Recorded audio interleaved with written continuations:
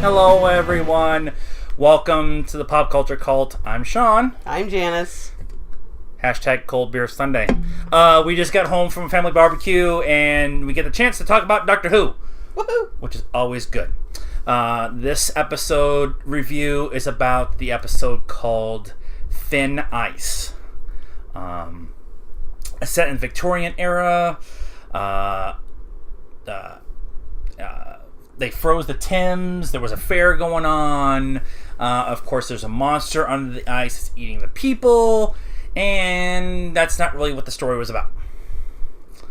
And what are your initial thoughts on the episode? I thought it was a good episode. I thought that we had finally kind of moved beyond the, I don't know, character building setup. Yeah. Of between the Doctor and Bill, and now this was kind of the old Doctor, the kind of silliness, the clever.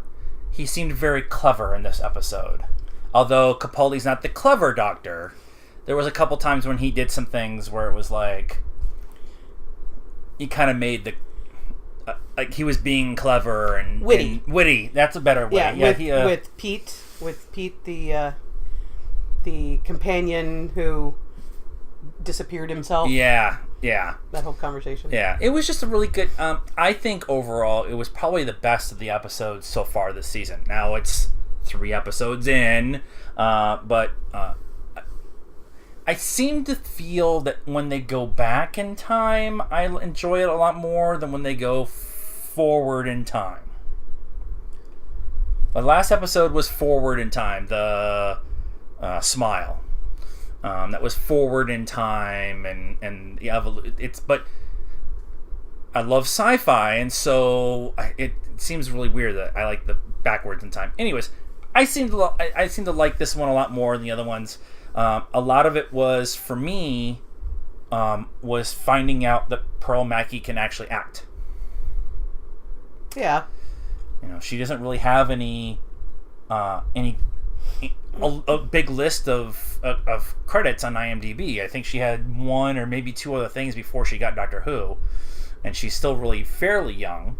But there's a couple scenes in this episode where Bill questions the Doctor's morality, and she handles it really well, and she starts crying without bawling, and that can be a really hard thing for some people to handle and do.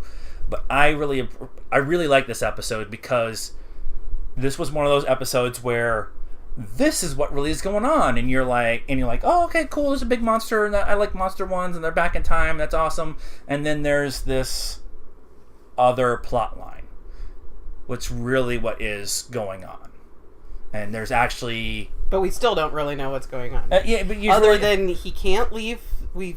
Now we know he can't leave the planet. Well, he can, but he's made a promise not to go off world. Off world, right? And whatever it is that's down in the vault is now knocking. Right. That was the end of it's a review show, but spoilers anyways. The end of the episode was, what is his name? We don't know his name. I don't know. We really need to look that up. We probably should learn that guy's name. The bald guy. We'll figure it out. He went and checked on the vault, and kind of made a point of, I'm here and I'm defending it, even if the Doctor's not. And then he went to walk away, and there's knocking on the vault. And my theory the whole time has been it's the Master and the vault. But it wasn't that knocking. It wasn't 4 knocks. It wasn't the Master knocking. And so I'm really interested. We all know that the Master is coming back. The guy who played sax and played the Master is coming back. They tried to hide it, but the internet's. And Missy is coming back. And Missy's coming back. So I'm wondering how they're going to handle them. I don't know. They can't both be there at the same time, right? Yeah, that'd be weird. Well, they did do multiple Doctors in the same place at the same time. That's true. I guess they could do multiple Masters in the same place. Do a tear in the crack in the wall. That's what I was looking for. the hole in the universe, rip in the universe. The tear in time is class. We'll get to that in a minute. Anything else about this episode? The costumes were awesome. No. No. I really like Bill's outfit. Yeah. Very Victorian Persian kind of. She had the big feather in her hat and the half vest, and it was really cool. And I watched a featurette, I think this morning. It's all kind of running together the last couple of days. But Pearl Mackie was talking about the costume, and then they asked Peter Capaldi about his costume, and he's like, "It's not quite period correct because I'm wearing my regular coat and Doc Martens, but I have a Victorian shirt and a vest and a scarf, string tie, yeah. So it was like, oh, okay, I guess it is okay. Yeah, I did watch that with you, and she was saying hers was based on somebody else's. I can't remember who it was, but theirs was red. Yeah. I don't remember who that was that it was based off of. Yeah, maybe we should have probably checked on that stuff before we started this. We just got home from a family barbecue, so I was at a barbecue. Other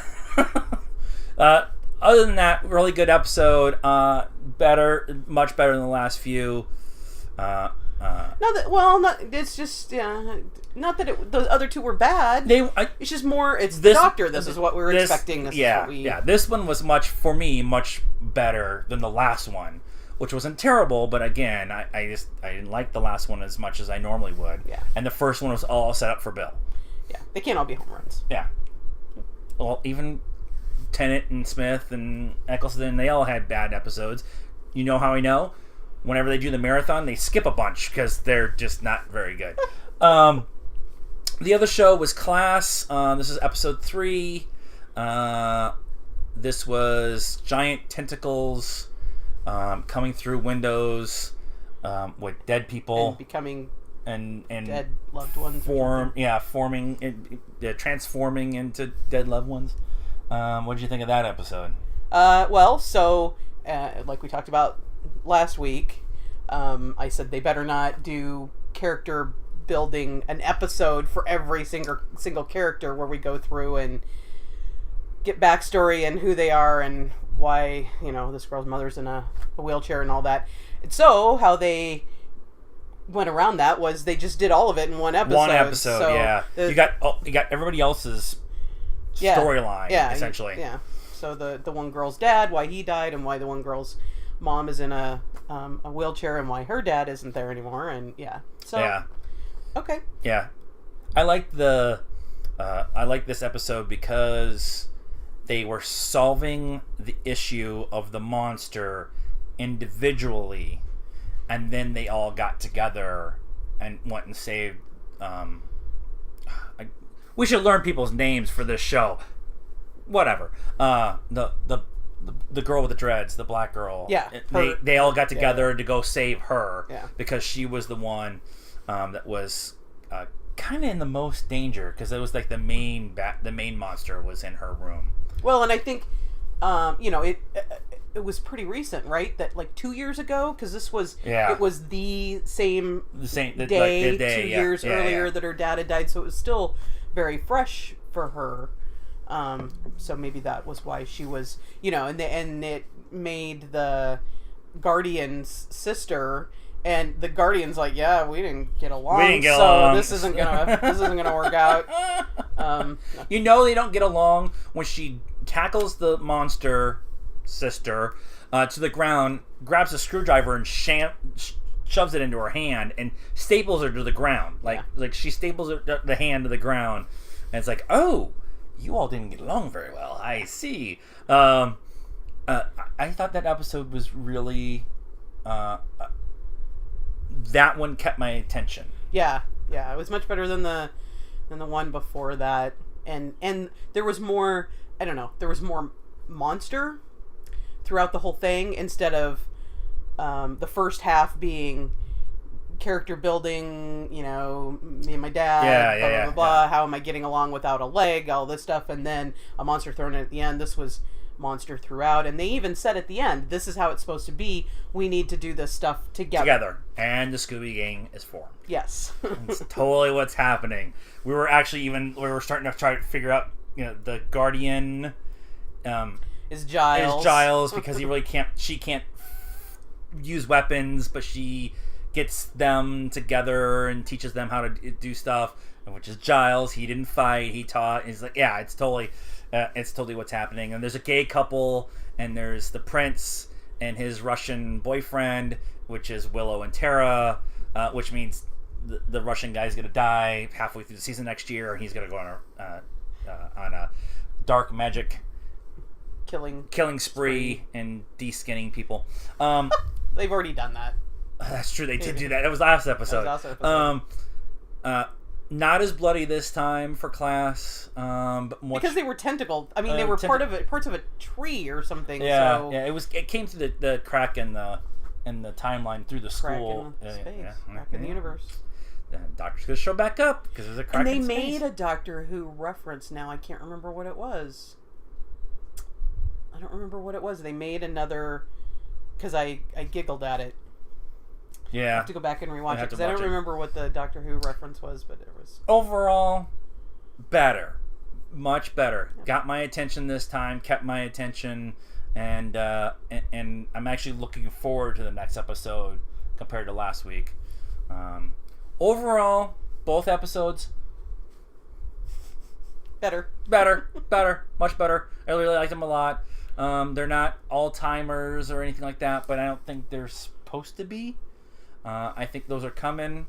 Obviously, with the Vault and Doctor Who, we all know Capaldi's leaving.